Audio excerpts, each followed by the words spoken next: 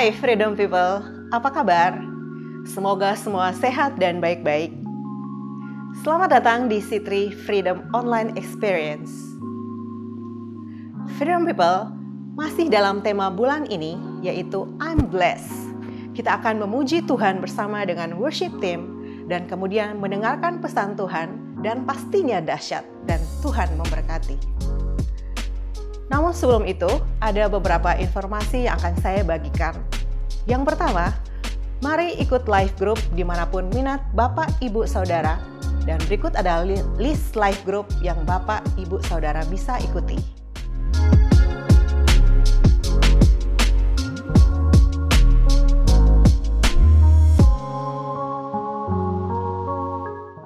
Kami mewajibkan live group untuk bertemu dalam virtual meeting.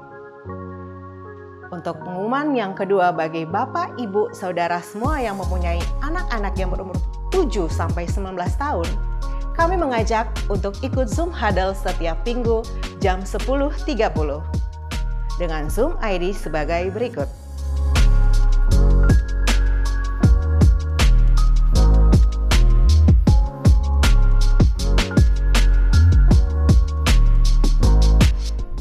Bagi teman-teman Next Gen, kami juga mengajak untuk ikut dalam home base, sarana untuk kumpul dan sharing.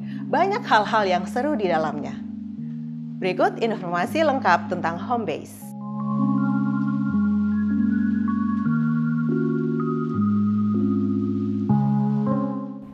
Freedom People, jika saudara ada permintaan doa atau pertanyaan dalam ibadah ini, silahkan langsung mengkontak host-host ibadah kami. Kami senang bisa membantu Bapak, Ibu, dan Saudara. Akhir kata, cari tempat duduk yang nyaman dan mari kita siapkan hati beri yang terbaik. Let's enjoy the service. Welcome to C3 Online Service. Apa kabar semua saudara-saudaraku? Hari ini kita ada di minggu kedua di bulan Januari tahun 2021. Saya percaya kita punya semangat yang baru, di musim yang baru, kita punya baju yang baru, kita punya kasih yang baru. Hari ini saya mau ajak saudara baca dari Roma 16 ayat 24. Mari kita baca sama-sama. Kasih karunia Yesus Kristus Tuhan kita menyertai kamu sekalian. Amin. Saya percaya bahwa kasih Tuhan selalu mengiringi kita sepanjang tahun. Mari kita sembah Tuhan kita.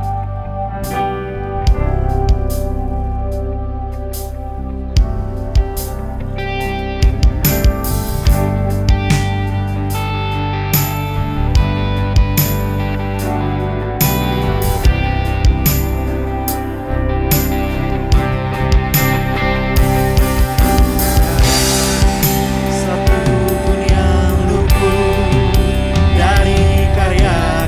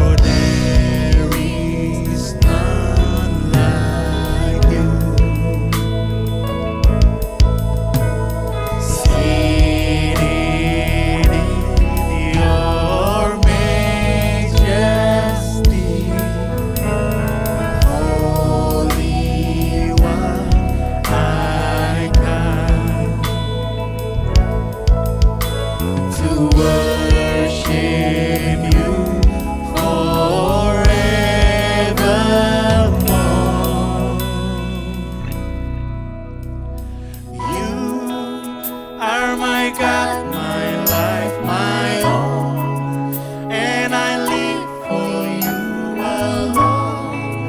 I am yours evermore.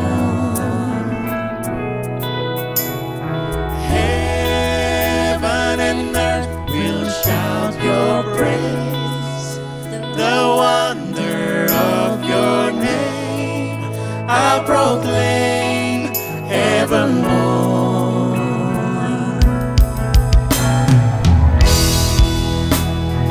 I will sing of the mercy of the Lord.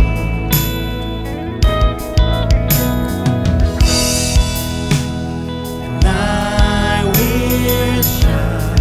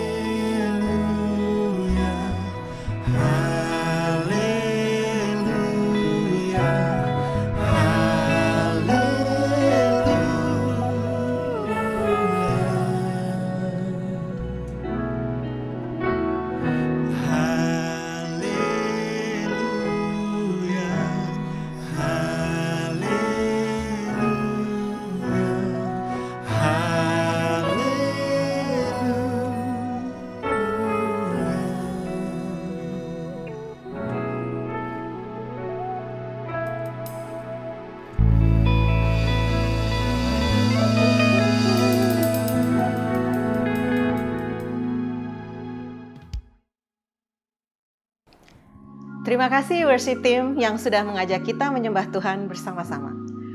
Saya ajak kita bersama-sama untuk mempersiapkan persembahan. Bapak, Ibu, Saudara bisa memberikan persembahan melalui transfer bank. Saya akan membacakan sebelum Bapak, Ibu memberikan persembahan, ada satu ayat. Yeskel 36 ayat 26. Kamu akan kuberikan hati yang baru dan roh yang baru di dalam batinmu, dan aku akan menjauhkan dari tubuhmu hati yang keras, dan kuberikan kepadamu hati yang taat. Mari kita memberikan persembahan karena hati dan roh kita sudah dibaharui.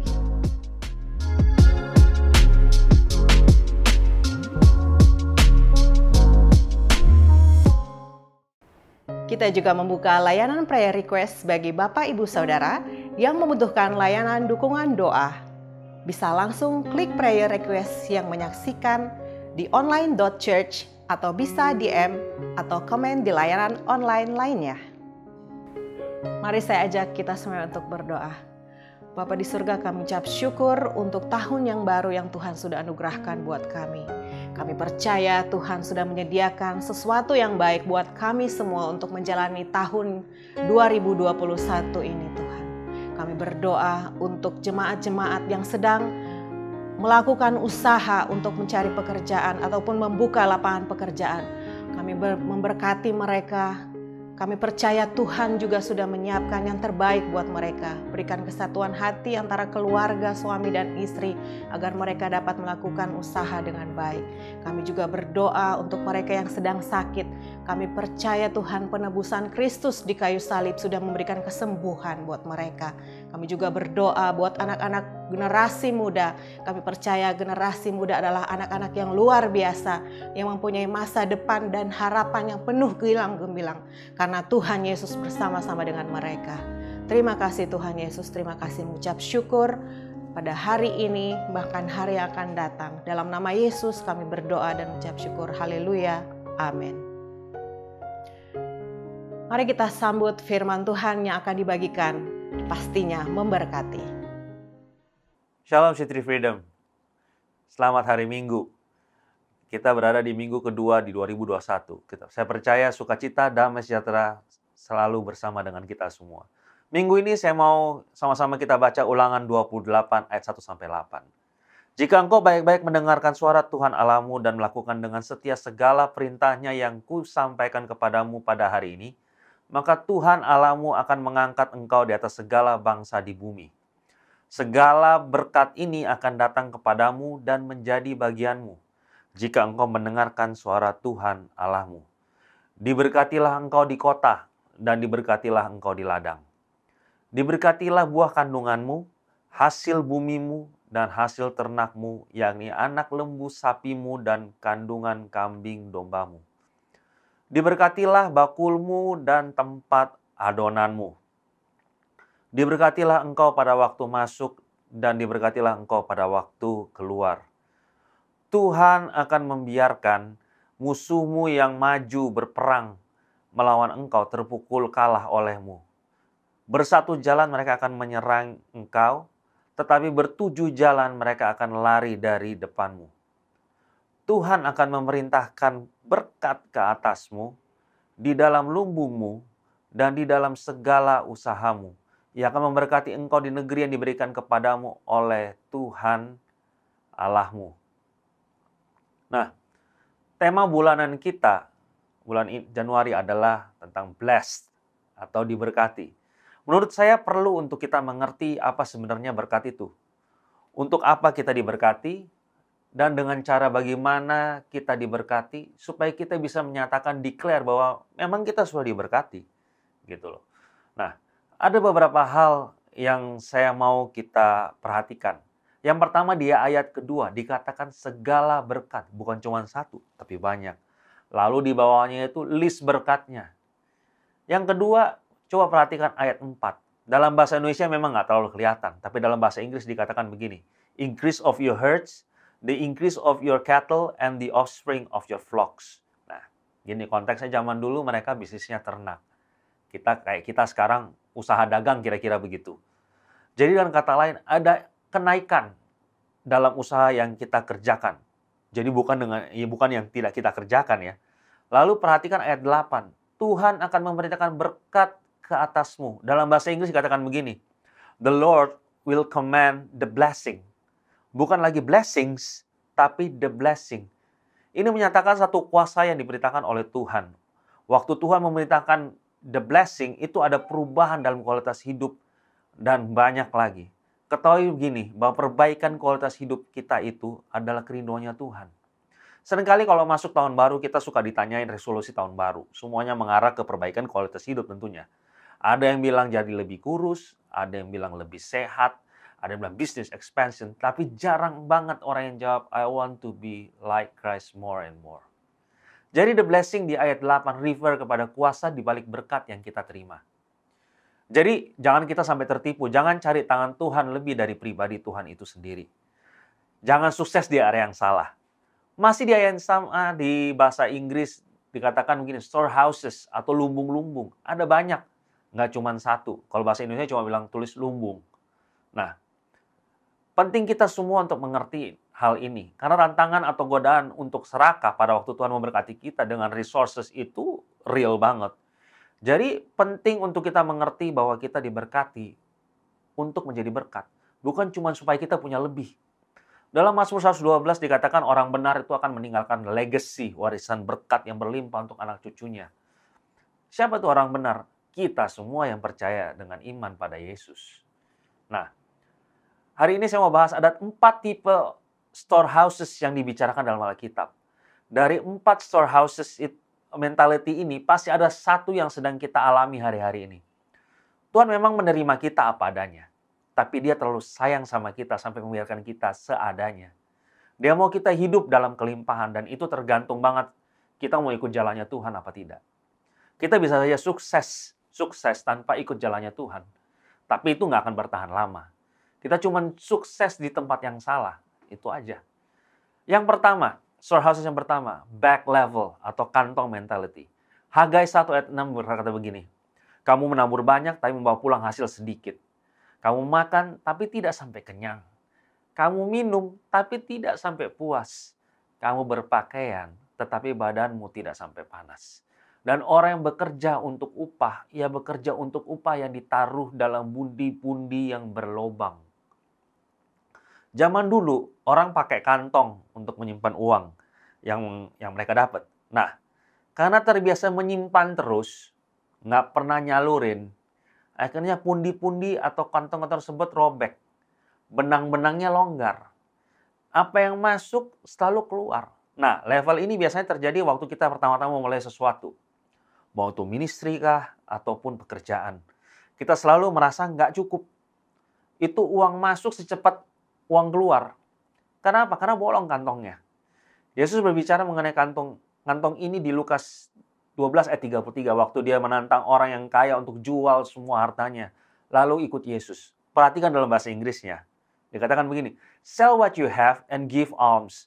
Provide yourselves money bags which do not grow old, a treasure in the heavens that does not fail, where no thief approaches nor moth destroys. Yesus bilang ini karena gini, jika kantong itu penuh terus sepanjang waktu, ada waktunya kantong tersebut rusak. Lalu berlubang sehingga apa yang di dalamnya akan eventually bocor keluar. Level ini dimana kita cuma menyimpan, kita nggak invest, kita nggak nyalurin. Fokusnya cuma pada diri sendiri. Level kantong ini saya beri nama level ketidakcukupan atau not enough. Orang dalam Alkitab yang terkenal punya mental ini adalah Yudas.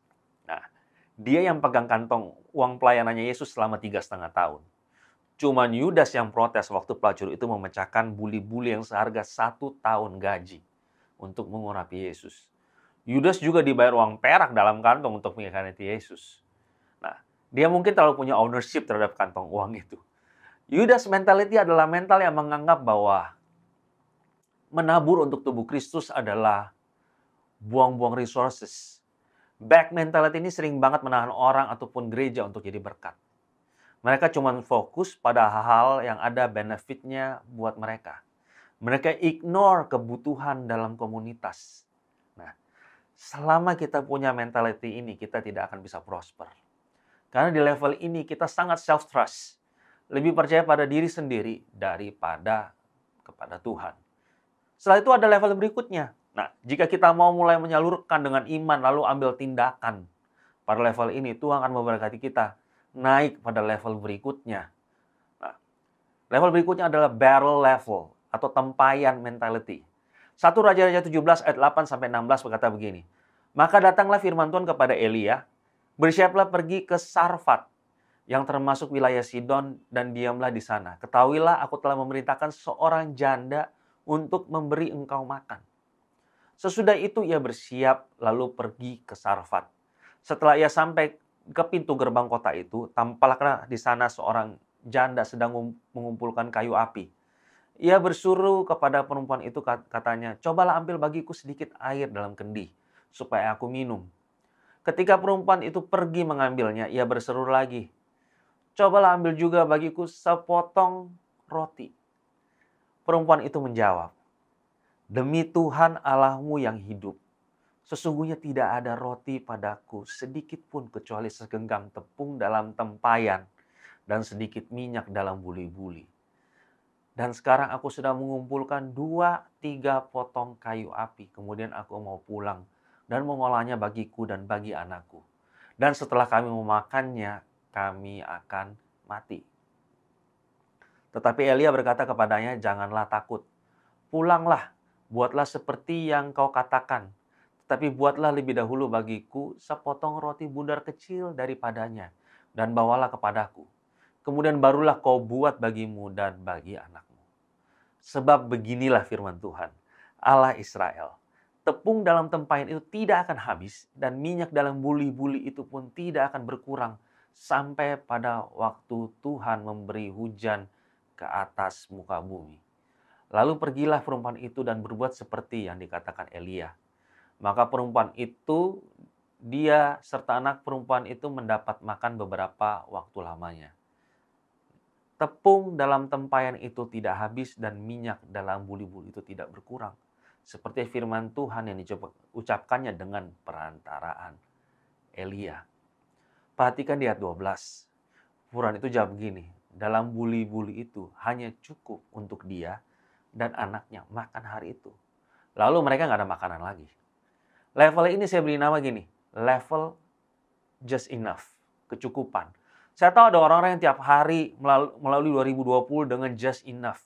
Hari demi hari, kita mungkin happy dengan just enough waktu kita bandingkan keadaan kita dengan nggak cukup, not enough. Mobil datang nggak tahu mau bayar dengan apa.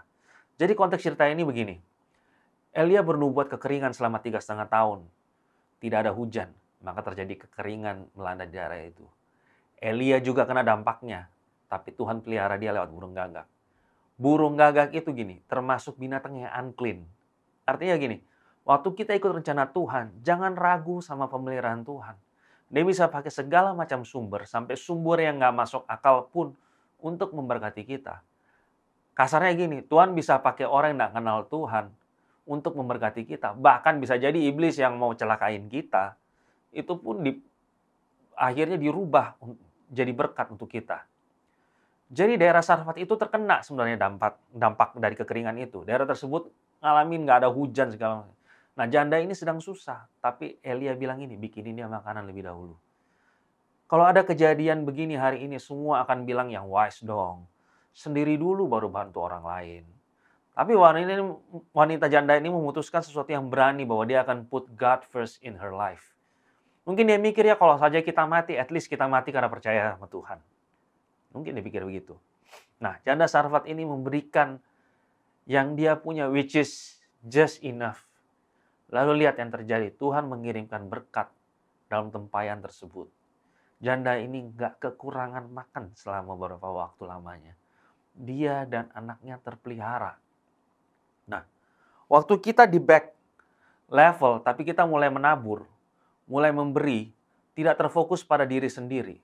Tuhan bawa kita ke level barrel atau level tempayan. Berkat yang datang pada kita cukup day to day. Cukup hanya untuk keluarga kita mungkin. Perhatikan tadi, not enough fokusnya pada self needs. Sekarang just enough berimplikasi pada household kita. Level berikutnya adalah basket level atau keranjang. Dikatakan di ayat yang 5 di Ulangan 28 tadi, "Blessed shall be your basket and your kneading bowl." Ayat 5 berkata diberkati keranjang kita. Jadi level berikut dalam storehouses adalah keranjang. Ada satu cerita dalam Alkitab yang involve berkat dalam keranjang. Nah, waktu Yesus memberi makan 5.000 orang, yang saya yakin lebih dari 5.000 orang, mungkin ada 15 atau 20.000 orang di situ. Ada seorang anak kecil yang dibawakan bekal oleh orang tuanya untuk mungkin ikut KKR, ceritanya. Isi bekal dalam keranjangnya nggak banyak, cuma 5 roti dan 2 ikan. This boy literally steps out dan berkata dia punya sesuatu untuk dibagikan. Nah, now as you learn to move from not enough to just enough, and you keep trusting God with what you have, God will move you to this level I call more than enough. Di level ini kita nggak lagi pusingin kita punya kebutuhan diri sendiri, ataupun kebutuhan keluarga kita. Kita punya attitude yang lebih mencari kesempatan untuk memberkati sekeliling atau komunitas kita. Nah, saya pikir sangat egois kalau Tuhan sudah bawa kita di level ini, terus kita bilang gini, oh cukup, saya nggak butuh lagi berkat Tuhan. Saya sudah punya semuanya. Karena sebenarnya gini, ideasnya Tuhan memberkati kita bukan hanya supaya kita punya banyak, tapi kita bisa jadi berkat untuk komunitas kita. Karena waktu kita sudah diberkati di level personal, family, sekarang kita harusnya keluar dan dengan sengaja cari kesempatan memberkati komunitas kita. To help people around us. Nah, perhatikan cerita ini ya. Setelah itu diberikan pada Yesus, lalu Yesus mengucap berkat. Dan ada satu multiplikasi yang terjadi. Semua orang itu makan, tapi masih tersisa 12 basket, atau 12 bakul, atau 12 keranjang. Seorang anak yang bukan siapa-siapa mempercayakan Yesus apa yang dia punya. Yang pada waktu itu yang seakan nggak cukup. Dirubah Yesus menjadi lebih dari cukup. Dan menjadi berkat untuk komunitasnya. Ini satu pertambahan menurut saya. Lalu level terakhir waktu kita diberkati Tuhan adalah ini. Barn level atau storehouse level. Lumbung. Barn level itu bicara mengenai exceedingly, abundantly. Nah, Efesus 3:20 berkata begini, bagi dialah yang dapat melakukan jauh lebih banyak daripada yang kita doakan atau pikirkan, seperti yang ternyata dari kuasa yang bekerja dalam kita. Level ini kita tidak lagi berpikir self, kita nggak lagi pikir family, kita nggak pikir community. Kita punya frame berpikir adalah bangsa. Nah, do you have any dream involving our nation today? Atau mungkin gini, kita hanya berpikir kebangsaan, pada waktu kepentingan kita terganggu. Saya nggak bisa berhenti berpikir begini, membayangkan apa yang terjadi kalau semua tubuh Kristus atau gereja di dunia ini bersatu dan menyatukan resources. Saya rasa gini, nggak ada lagi kemiskinan. Dengan gampang, mungkin permasalahan yang berabad-abad terjadi itu bisa diatasi. Nah, masalahnya begini, kita nggak berani bermimpi seperti itu. Gereja bermimpi hanya untuk kepentingan institusi, nggak lebih dari itu. Mimpi merubah bangsa itu mungkin cuma ada di quote, cuma ada di mulut. Saya ingat Pastor Chris Manusama pernah tanya gini sama saya, apa benar kita mencintai bangsa ini? Atau kita cuma mencintai fasilitasnya? Nah, saya rasa gini, butuh kejujuran tingkat tinggi menjawab pertanyaan seperti itu. Nah, ada satu orang dalam Alkitab yang benar-benar jadi berkat buat bangsanya, yaitu Yusuf. Yusuf adalah seorang muda yang dikenal punya integritas. Dia punya karakter ilahi. Yusuf dari kecil gini, punya mimpi untuk jadi seorang penguasa. But there is conflict in every calling, every dream. Terbanyak kita waktu mengalami tantangan dalam mencapai mimpi kita, dengan cepat kita menyimpulkan, wah, banyak halangan.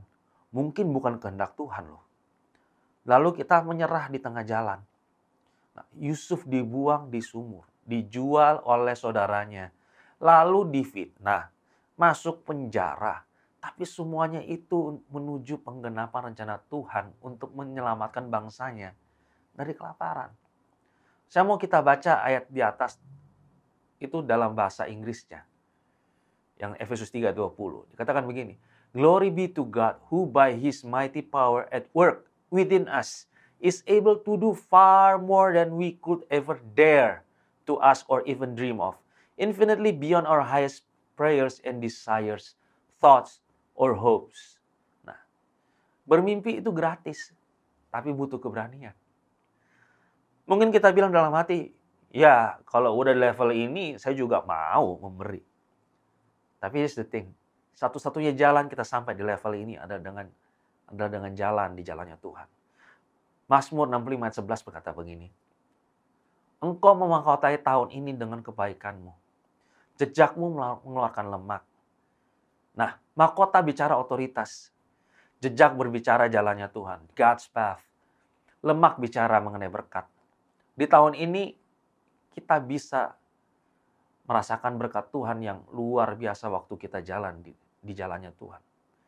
Nah, saya percaya banget Yesus mati bukan supaya kita punya hidup yang biasa, yang standar, tapi hidup dalam kelimpahan.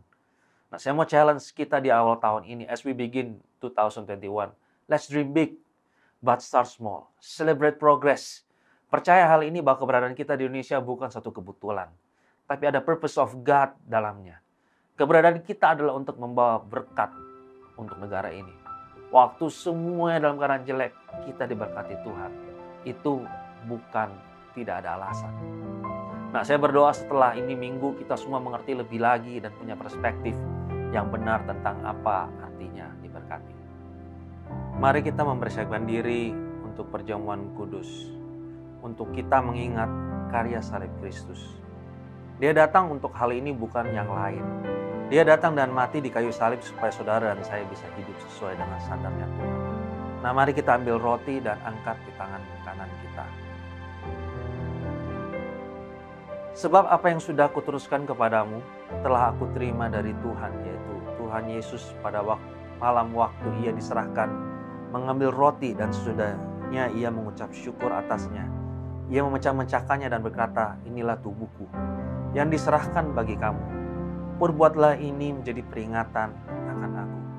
Nah, roti yang di tangan kita adalah lambang persekutuan dengan tubuh Kristus. Mari kita makan sama-sama dalam nama Yesus.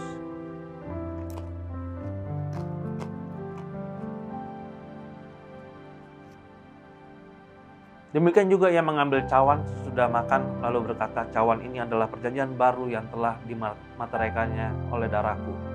Perbuatlah ini setiap kali kamu minumnya, menjadi peringatan akan aku. Minuman atau anggur yang ada di tangan kita adalah lambang persekutuan dengan darah Kristus. Mari kita minum sama-sama dalam nama Yesus.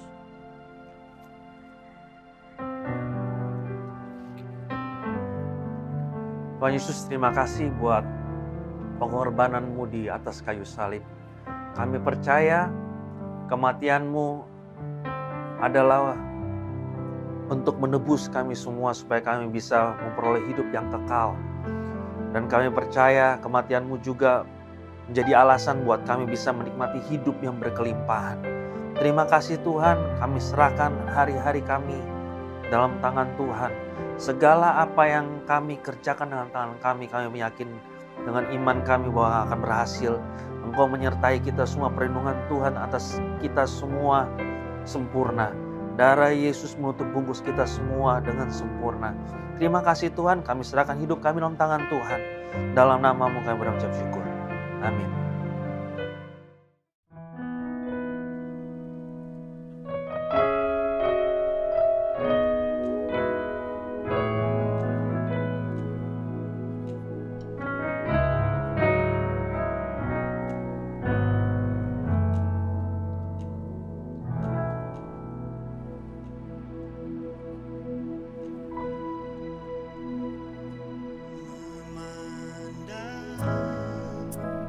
Wajah-Mu mengikuti kebaikan-Mu, mengejar hadir-Mu dalam hidupku.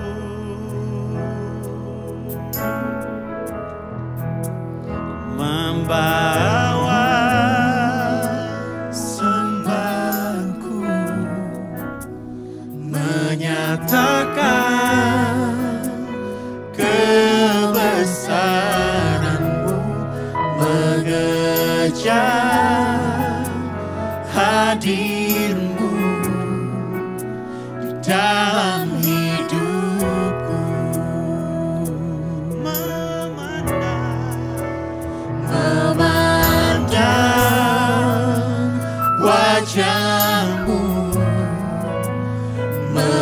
mengikuti kebaikan-Mu, mengejar hadir-Mu di dalam hidupku.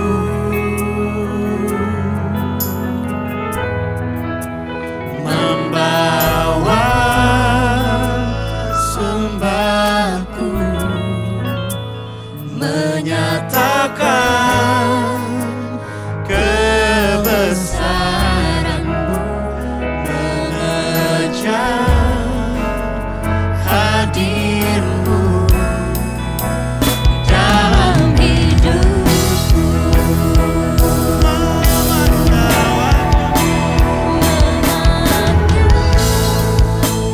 Wajah-Mu,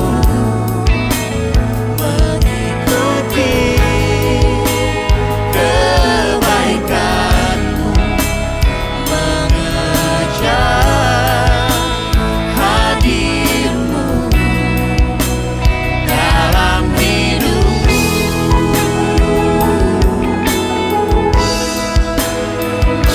Membawa sembahku, menyatakan kebesaran-Mu, mengejar hadir-Mu dalam hidupku. Memandang wajah-Mu, mengikuti kebaikan-Mu, mengejar hadir-Mu dalam hidupku.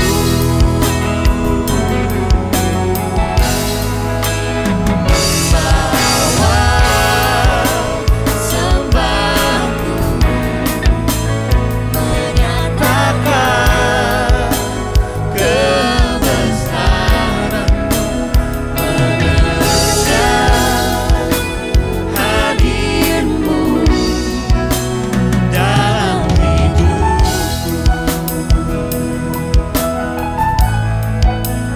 Mengejar hadir-Mu dalam hidupku.